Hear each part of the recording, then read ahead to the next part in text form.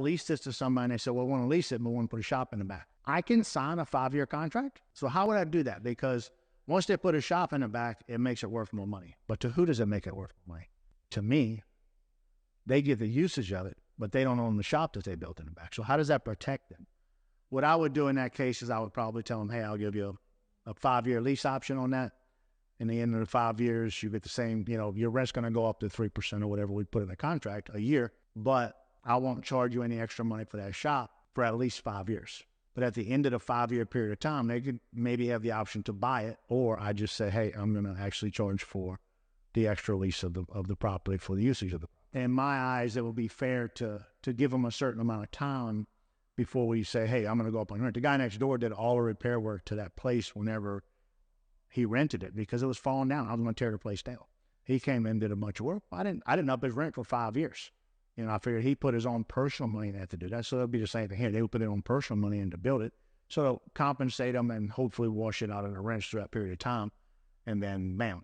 Now, if they said, hey, we want to build this building, I guess the next question is, would I build the building for them? Hey, I'm willing to give you an additional $2,000 a month in rent, but I need a 2,000 square foot metal building back there. Will you do it for me? For me, at that particular point in time, it becomes a numbers game. So it's a numbers game of what's it going to cost me to put the building up? What am I going to get out of rents? Those numbers would probably make sense.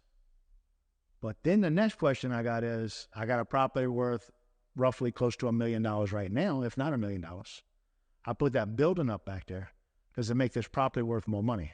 I don't think so, because I think the land value is what's the most valuable thing here. Because it's potential. The potential. I mean, McDonald's comes in here, somebody like that comes in here and they want to scrape everything off this ground and they want to put a McDonald's, a Wendy's, a Burger King, a Chick-fil-A. They want to put something like that right here at this exit.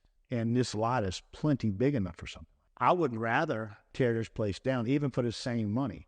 I would rather tear this place down and bring something in here that's going to help the community and help this exit grow and help everything around here more so than just leave this house here.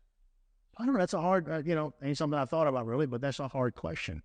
What do you do? If it's their money coming out of their pocket, then I'll probably ride it out and let them do it.